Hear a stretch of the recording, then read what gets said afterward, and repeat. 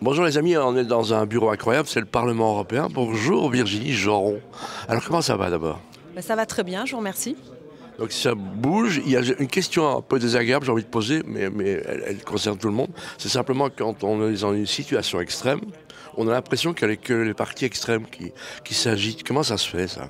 Ça veut dire quoi, Ça veut dire extrême, d'abord? qu'il y a les extrêmes, Extrêmement gentil. ouais, des extrêmement gentils, bien, extrêmement actifs. On voit que extrêmement actif. les centristes ne sont pas là, quoi. C'est ça que je veux dire. Parce qu'ils ne savent pas se positionner, hein. Nous, on est des gens de cœur, d'action. Quand on a quelque chose qu'on trouve injuste, eh bien, on va à fond. Donc peut-être c'est pour ça que vous retrouvez ici des personnalités de différents quand même partis, hein, parce que ça va jusqu'aux Verts, puisque la dernière fois j'ai fait une conférence avec un représentant des Verts. Donc en fait c'est aussi une question de personnalité. Le mot extrémiste, ça veut dire quoi en fait? C'est une question... Mais c'est une bonne question, ça veut dire... Oui, c'est ça. C'est un thème qu'on nous a mis dans la tête pour un peu nous dénigrer. Moi, quand je suis entrée dans ce parti, je ne me suis jamais sentie extrême d'un point de vue ou d'un autre. C'est que j'aime la liberté. Je déteste l'injustice. Et quand je suis entrée dans ce parti, j'y suis rentrée parce que la liberté, c'est aussi la liberté d'opinion. J'ai quand même le droit de penser ce que j'ai envie de penser. Contrairement à ce que les médias, vous traitent d'extrémistes, de racistes, xénophobes. Non, on traite de complotiste. Complotiste, alors maintenant vous traitez de complotiste. Moi, on m'a traité pendant des années de raciste, xénophobe. Alors que moi, j'ai des origines vietnamiennes. Je ne suis pas rentrée dans ce parti parce que je voulais faire la chasse à qui que ce soit. Mais c'est moi, par contre, c'est la liberté. J'ai envie qu'on me laisse vivre ce que j'ai envie de penser. Je fais ma propre opinion. C'est pour ça que je suis beaucoup les médias alternatifs. Parce que c'est ça aujourd'hui le problème. C'est qu'on est dans un espèce de boîte de prêt-à-penser. Quand tu penses autrement, il faut la battre. C'est pour ça que vous aussi, médias alternatifs, vous n'êtes pas dans le moule de tous les autres médias. Et ben on vous casse et on n'aime pas ce que vous faites. Et bien moi c'est un peu pareil. Moi je suis entrée dans ce parti parce que c'était un parti qui était ostracisé, on n'arrêtait pas de les attaquer pour des raisons où aussi on a bien vu des informations sur certains propos. Moi depuis que je suis dans ce parti, il n'y a jamais vu quelqu'un d'insultant ou avec des propos qui moi m'auraient dérangé. Donc voilà, il y a effectivement une volonté de dénigrer, une volonté d'écarter des gens de la société, et on l'a vu avec ce Covid. C'est pour ça que les soutiens que j'ai, ça dépasse mon étiquette politique. Un de tes collègues néerlandais a dit une phrase importante, c'est on est comme dans un crash d'avion, on ne tient pas compte des erreurs qui ont été faites.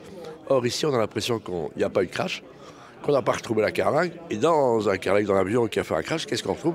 La boîte noire, dans laquelle il y a tout en fait. C'est ça qui manque. Ils n'ont pas mis de boîte noire, puisque tous les éléments qu'on leur démontre, c'est-à-dire que la volonté encore d'accéder au contrat, donc qui est toujours grisée, les SMS. Aujourd'hui, il y a des rapports de l'ANSM, donc c'est l'Agence nationale de la sécurité du médicament. Donc ça, c'est pour la France, mais aussi au niveau européen, vous avez l'agence EMA qui, tous les mois, répertorie les effets secondaires. Enfin, il y a quand même 25% d'effets graves qui sont répertoriés. Je crois qu'on a plus d'1 million d'effets secondaires. Donc à un moment donné, c'est dans la boîte noire, mais en fait, ils ne veulent pas ouvrir cette boîte pour voir qu'il y a un problème ou pas. Donc il y a une volonté effectivement de ne pas prendre en compte ces réalités autour du manque de transparence d'origine. Un gaspillage qui est énorme, il n'y a toujours pas de réponse, même la Cour de compte le signale. Des effets secondaires qui sont dénigrés. Moi, j'ai déposé 2 résolutions pour demander la création d'un fonds d'indemnisation des victimes, puisque à cause de ces contrats, les laboratoires ne sont pas poursuivis. Et donc, en fait, il n'y a pas du tout... Ces questions-là ne sont pas prises en compte, et pire, en commission Covid, comme hier nous avons un atelier sur les désinformations, j'avais l'impression, avec nous, les autres députés, on est les seuls au monde à avoir un avis critique, ou alors on voudrait du débat autour de ces questions. Le libre arbitre, en fait, la liberté, voilà, on revient sur cette liberté de pensée, d'opinion. Eh bien aujourd'hui, la commission n'en veut pas. Elle considère que le fait d'avoir une pensée divergente, ça s'appelle pour eux de la désinformation.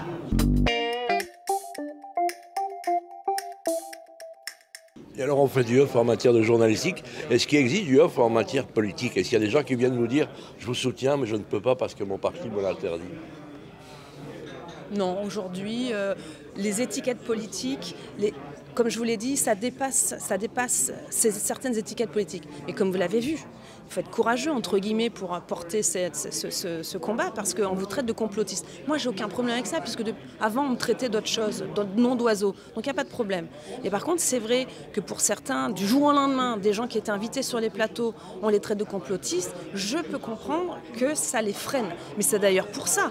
Ça fait partie un petit peu de l'outil de désinformation, de dénigrement. Parce que ça, ce sont des outils de désinformation. Dénigrer l'adversaire pour pouvoir lui couper la chic, pour pouvoir l'exclure de la société et continuer à propager un autre discours. On l'a vu avec le professeur Péronne. Tous les jours, il était invité sur les plateaux. Quand même un professeur de renom il n'avait plus besoin d'étaler tout son curriculum CV, tellement son parcours professionnel démontrait de son état professionnel et son expertise. Et on a bien vu que du jour au lendemain, le jour où il a commencé à critiquer ou à poser des questions ou à avoir un avis divergent, il a été traité de complotiste. Pourquoi ? Pour dénigrer sa parole.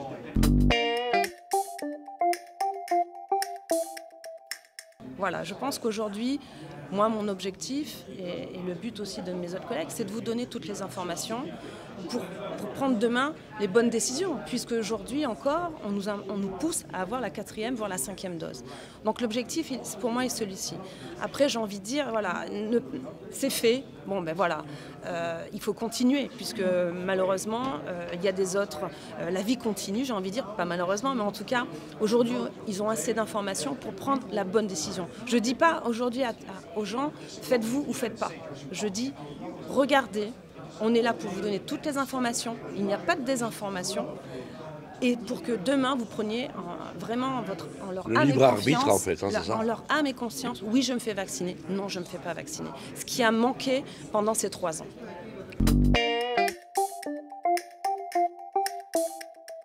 Tu n'as pas eu un moment d'aller vendre des gaufres au bord d'une plage? Un moment, qu'est-ce qui te maintient la tête hors de l'eau? Un moment, tu dois avoir, comme tout le monde, des découragements ou pas? Pas du tout, je pense que pas du tout.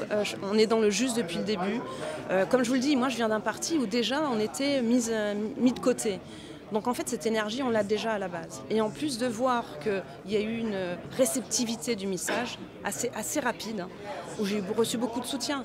Quand je vois que professeur Péronne, qui n'est pas du tout de notre parti, notre bord politique, est d'accord pour venir ici au Parlement, et j'en ai beaucoup d'autres qui sont venus me voir, Marie-Estelle Dupont, j'ai le collectif Où est mon cycle, des gens qui ne sont pas dans ce parti, mais qui ont compris que ça dépassait les étiquettes politiques. Donc moi, à aucun moment j'ai eu une baisse d'énergie, au contraire, je remercie tout le monde parce que ça a dépassé même la France. En Belgique, je vois que j'ai beaucoup de soutien.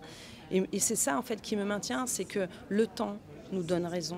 Il y a eu des excès dans les mesures qui ont été prises par nos gouvernements, qui pour moi, comme je vous l'ai dit, j'ai 3 mots-clés, c'est liberté, injustice, vérité.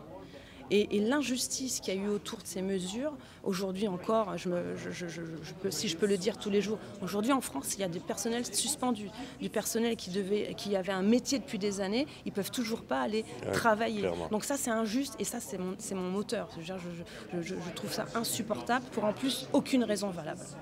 Voilà, on va donner un dernier signal, c'est où est-ce qu'on peut te retrouver sur les internets, hein? Les gens qui ont envie de t'écrire, te signaler. Déjà, ils peuvent toujours m'écrire. Alors c'est vrai que je reçois beaucoup d'emails, mais aussi au sein de mon adresse email du Parlement. Donc il y a ma page au Parlement européen, sur le site du Parlement européen. Après, ma chaîne YouTube, les réseaux sociaux. Et puis après, j'essaye aussi des fois de répondre sur les réseaux sociaux aux personnes. Mais c'est vrai que globalement, beaucoup plus de soutien que d'attaques de manière générale. Et je pense qu'on est peut-être peu de députés, mais nous avions raison depuis 3 ans. On a aussi, on le voit tous les jours, on a la victoire de Djokovic, qui est quand même importante parce que même si moi j'étais pas. Pour lui, il l'a jugé en tous les cas extrêmement importante. Mais c'est important pour nous tous. Oui, tout à fait. On avait besoin de voir que nous n'étions pas seuls dans ce combat. À un moment donné, il a pris cette décision, il l'a assumée jusqu'au bout, comme beaucoup. Comme malheureusement certains qui ont fait ces injections. Mais voilà, il ne faut pas les accabler. C'était un choix parce qu'à un moment donné, ils ont dû le faire. Et au contraire, aujourd'hui, on est là avec eux. Et encore une fois, le but, c'est toujours prendre les décisions vraiment avec ce libre arbitre et avec tous les éléments que sinon on est là pour à même de leur donner. C'est notre fonction. Les hommes politiques, ils ne sont pas tous vaccinés, hein. Il n'y a pas de réponse à mais. Bon, déjà, moi, je ne le sais pas. Ouais, c'est vrai. Voilà. Et puis oui, bien sûr. Oui, bien sûr qu'ils ne sont pas...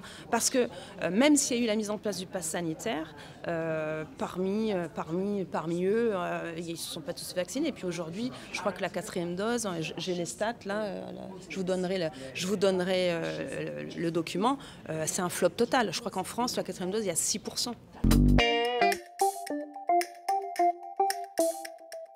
Le next step, la prochaine étape. Alors, cette année, pour moi, ça va être l'année de lutte contre... Qu'est-ce que c'est la désinformation ?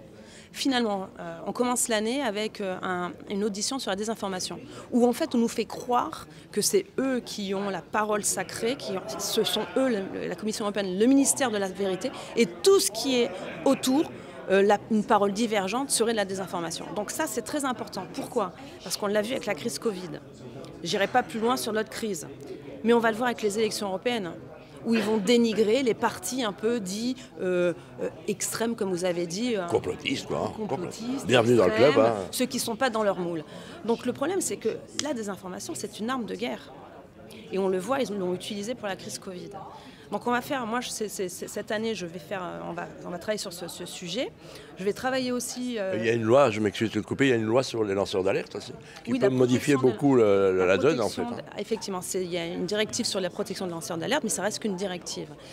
Par contre, c'est vrai qu'ils sont en train de mettre en place des codes de désinformation. Et hier, lors de l'audition sur la désinformation, une députée a commencé à dire « ça serait bien qu'on imagine, qu'on pénalise le délit d'information, un espèce de désinfocide ».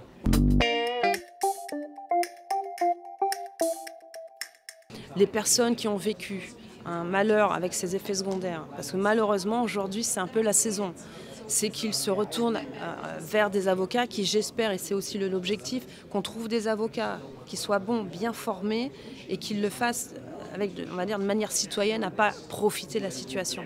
Parce qu'il faut à un moment donné, comme en France, on l'a vu avec l'affaire du sang contaminé, ça prend du temps, mais il faut que les big pharma payent, il faut que ceux qui ont pris ces décisions payent. Moi, je crois en la justice et malheureusement, c'est une étape nécessaire pour aussi stopper ce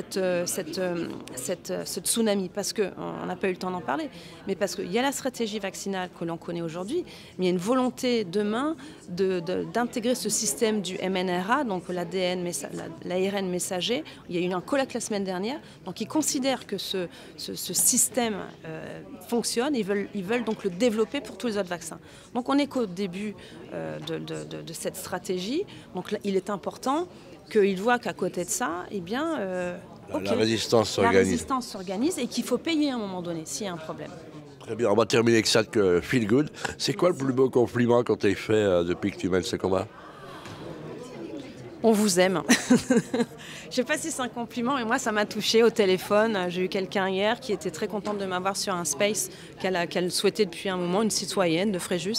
Elle m'a dit « on est content, on vous aime ». Ça m'a mis les larmes aux yeux parce qu'on ne se connaît pas, mais je sens beaucoup ça de la part des gens.